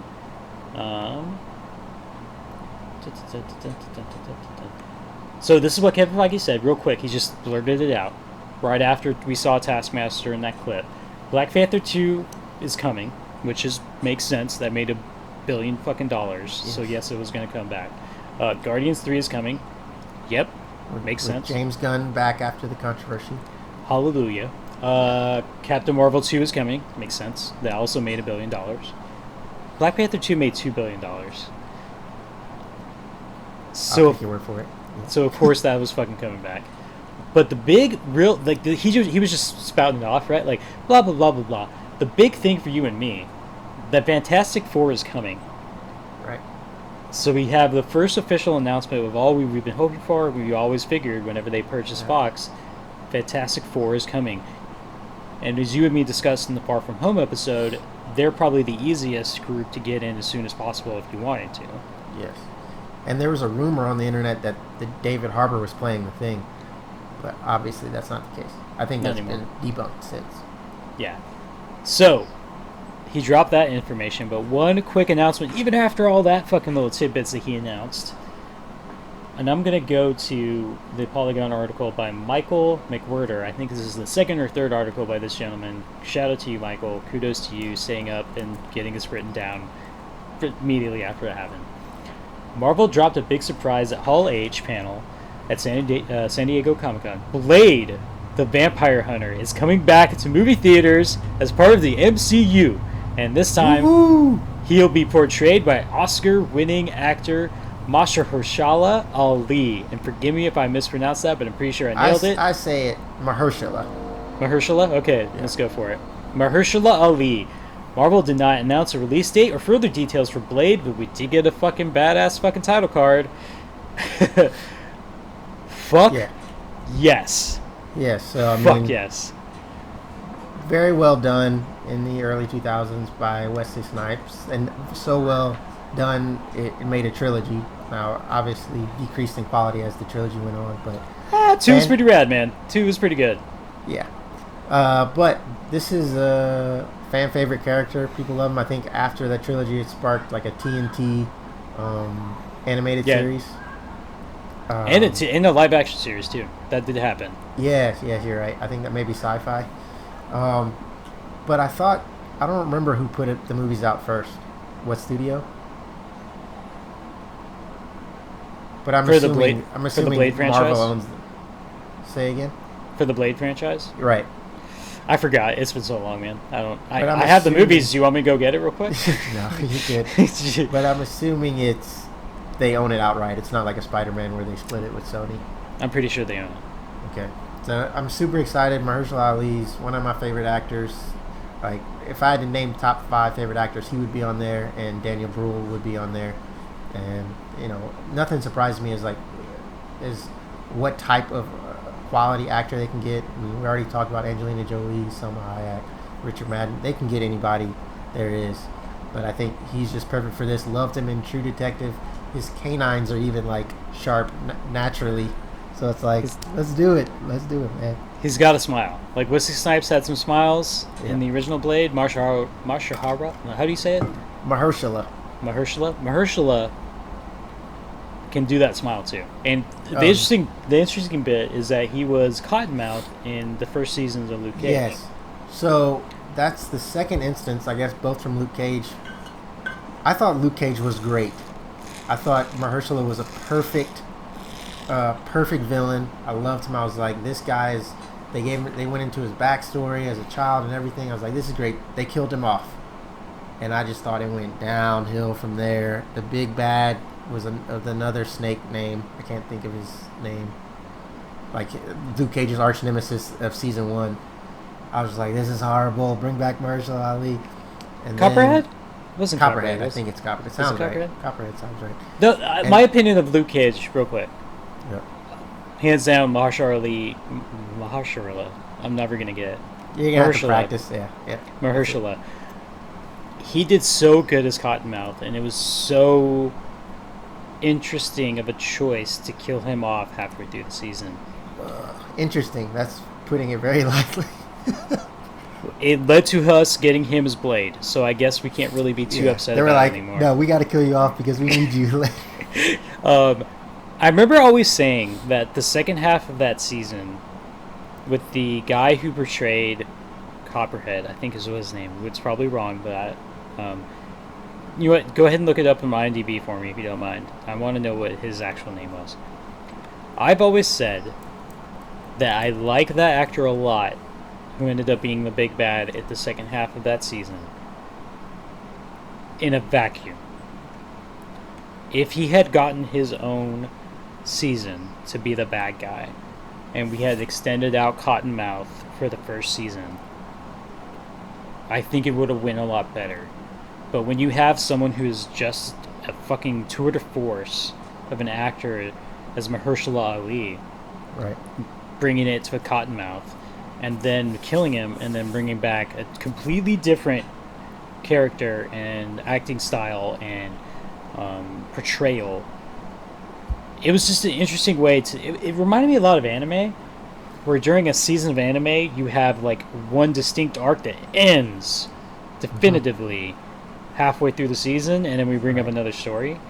I don't think that some audiences can handle that, or they like that. I think they like one overall arc. But it's a bummer, because I think he did really well. The actor who portrayed the bad guy in the second part of Luke Cage. Diamondback. I think... I mean, put aside his stupid fucking outfit whenever he got powered up. Like that was tough. Yeah, I think he did well. Like, I liked his whole persona, like reading a Bible and shooting a dude in the face, like while he's reading scripture and shit. Like, I dug that a bit, but it's tough to have to say goodbye to someone as awesome as Cottonmouth and then have to go with Copperhead or Diamondback. I already fucking forgot it. But anyways, go ahead. What were you gonna say? That was the second character that has been used in the Netflix shows, but also as a different, or the second actor who's been used in the Netflix shows, but also used in the movies. And I can't think of her name. I should have looked it up, but I got distracted by Reva. McIntyre? No. Reva from Luke Cage. Luke Cage is up. No, I thought that was really compelling in Luke Cage with the whole Reva storyline, and she's a gorgeous actress. Yes, she is.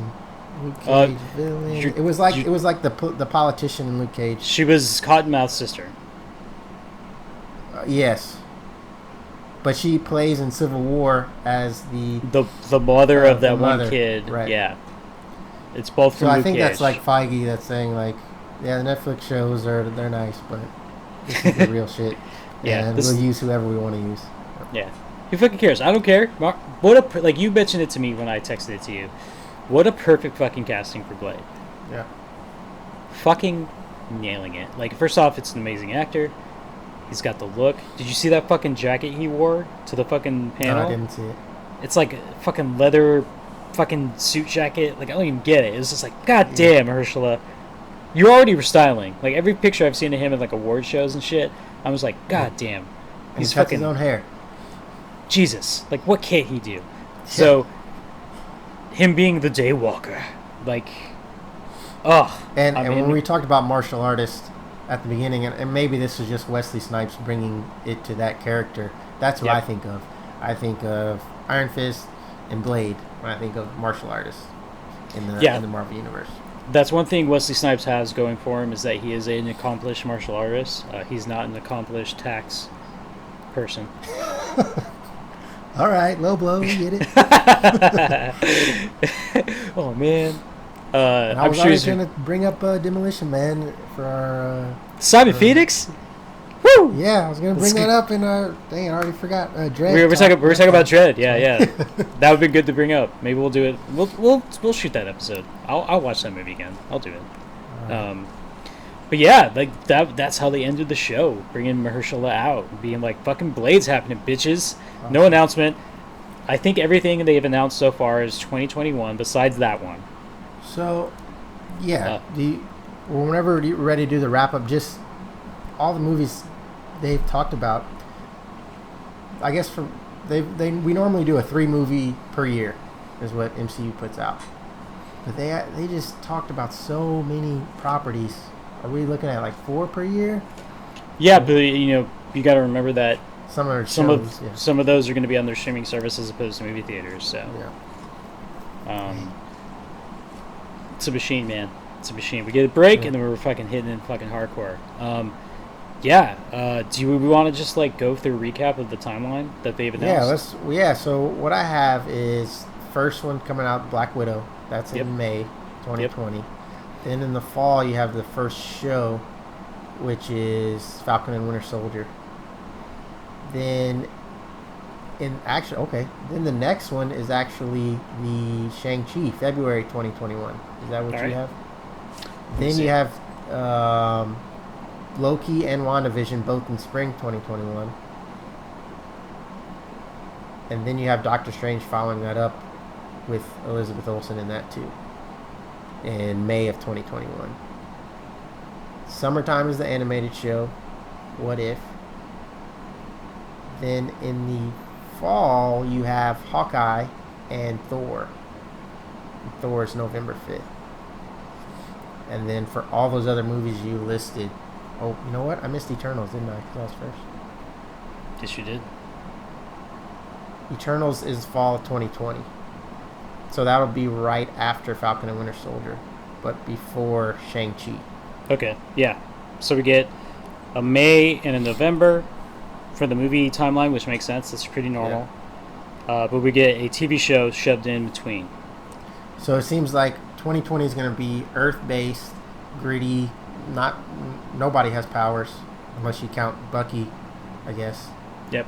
Yeah, and then you get super Eternals. cosmic, all the powers. Yeah, Eternals. just fucking go crazy. And then you go back to, I don't know. I don't know much about Shang-Chi other than that he's martial artist. So I don't know what they're gonna bring in powers wise for that. Well, probably not much. Mandarin. Yeah, yeah. But Shang-Chi himself is a little more grounded than the other heroes. Yeah. So the movies for that year would be, we have 4 movies that year, dude. No, sorry, 3. Sorry, let's go movies first. Okay. Shang-Chi in February. The normal February slot that the Black Panther ended up taking. We get a May movie for Doctor Strange in the Multiverse of Madness. Right. And then we end 2021 with Thor, Love and Thunder. November. We get in between that. So right after Shang-Chi in February, we're going to get WandaVision Spring 2021. Followed by Doctor Strange Multiverse movie in May. Spring 2021, we get the Loki. You missed Loki. Yeah, that's what I was about to say right now. Okay. Spring 2021, we get Loki. So that actually might come before Doctor Strange. I guess it depends on how they want to spread it out. That's how I read it, but...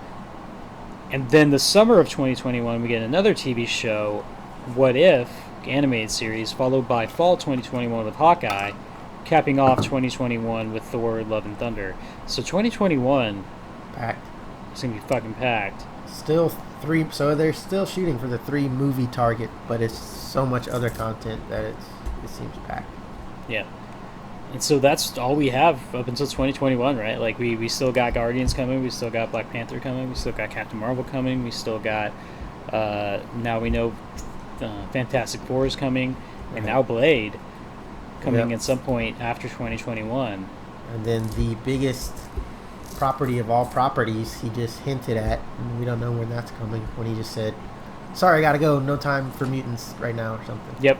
So that's still in the back burner, right? Like, so just when you thought maybe we just hit a lull in the MCU, they were like, well, you fucking and then the other, I guess, big property that has had a couple movies out, and I'm assuming they have back, Ghost Rider.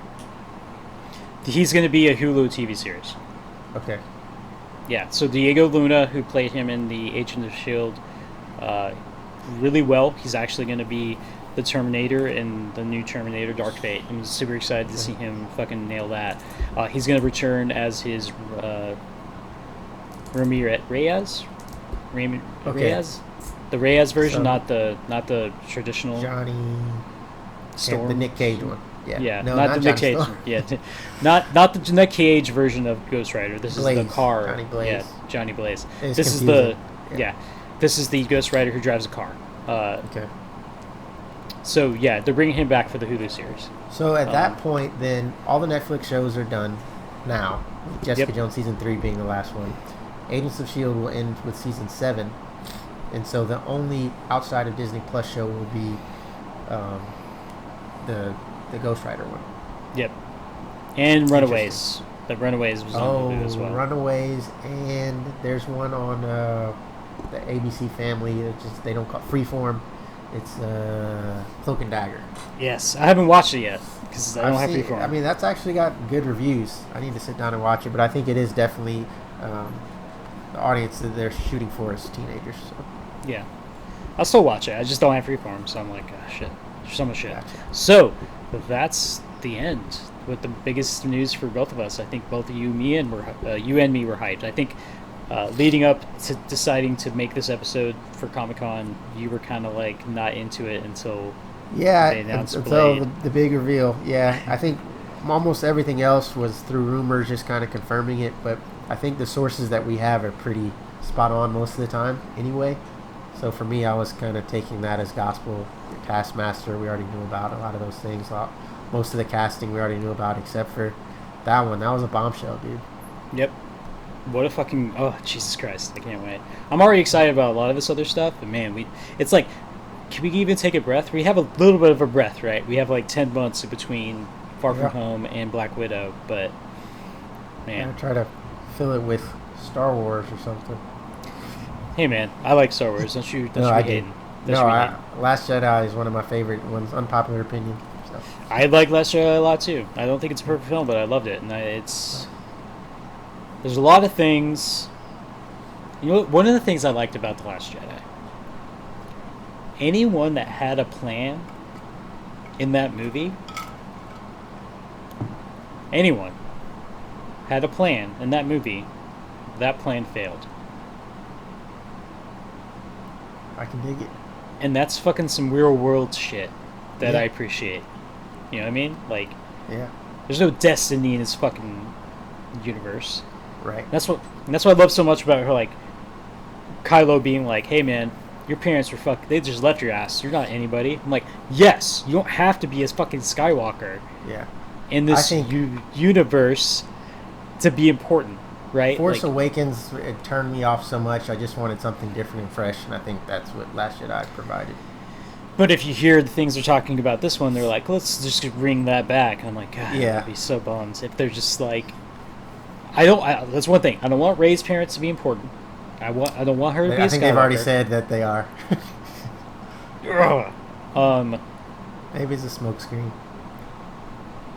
I like the way they ended that film, where like the dude with the little kid just like has the force power, brings a broom. Like anyone can be a Jedi. I thought it was like, great. It's not... I didn't see the whole Luke reveal. I thought that was great. Yeah, that was rad. I enjoyed it. Can't please everybody. Yeah, but anyways, thanks for joining us, fans. We were going to talk about Dread. Maybe we'll talk about it one of these weeks when we have a little bit of a lull, which is kind of this weekend. It was going to be a lull, and then Comic-Con was just like, "Hey man, we're going to blow your fucking minds." Disney Expo is in another week when they usually reveal some other stuff. Maybe they'll have a full trailer of Black Widow. Doubt it. Potentially. I don't know if it would be worth making an episode about as opposed to this. I agree. Yeah, but I thought they were going to save it for that, to be honest. But it feels like they were just like, fuck it, let's just have fun. Let's have fun at Comic-Con. Yeah. And good for the people there. I'm sure they're fucking stoked for all of these things. Yeah. So yeah, thanks for joining us. We might eventually get Dread knocked out. I love that movie. It's a movie I wish more people watched, and I'm glad I got you to watch it again. I'm sure. Yeah. It's one. Yeah, it's one worthy of talking about, but unfortunately, current events happen, and we decided to pivot. It was trumped by this by Mahershala for me. But thanks for joining us. I hope we covered a lot of the Comic-Con 2019 announcements for you guys. I hope you enjoyed our conversation. Jordan, thank you for joining me on this and being last-minute adjustments. It ended up working out that you got too wine drunk the night before when we were supposed to shoot. Yeah. Call it what you will. Divine intervention. But it ended up working out great. So awesome. But yeah, thanks for joining us, guys. We'll go ahead and start playing that music. It's probably already playing. Traditionally, I don't know if you fans notice this. Whenever I have a podcast and I start playing the music in for the end portion of it, it's usually like myself recognizing I need like in that cartoon where they have to bring that hook out for like the person on the stage to like get them off the stage. Yeah. That's where the music comes in for me. I'm like, okay, we really need to wrap this up. You should just stop talking. When we start talking about Star Wars, it's like, okay. Let's just go ahead and start putting the music in. Okay, we're eventually get to the fucking end of this. But thanks for joining us. I hope you enjoyed this, our thoughts and discussions about all the announcements for Comic-Con 2019. And we'll catch you next week. What's coming out? Once Upon a Time in Hollywood. I might have an episode on that. That does seem like it might be worthy talking about, but we'll see what happens. All right. The train is on our end, in case you're listening and wondering if a train's going to hit you. Correct. It's definitely on our end. But thanks, Jordan. Shout out to everyone else. Again, if you want to email me or Jordan, it's thelunarscut@gmail.com. Thanks for joining us every week. I see a bunch of downloads from weird places. UK, Russia, Turkey, just some weird, interesting places. Again, any comments, critiques, criticisms, suggestions, anything, we'll welcome these. But yeah, that's another week down. Fucking yeah, Comic-Con 2019. All right, Jordan, thank you. Appreciate it, man. Out. Later.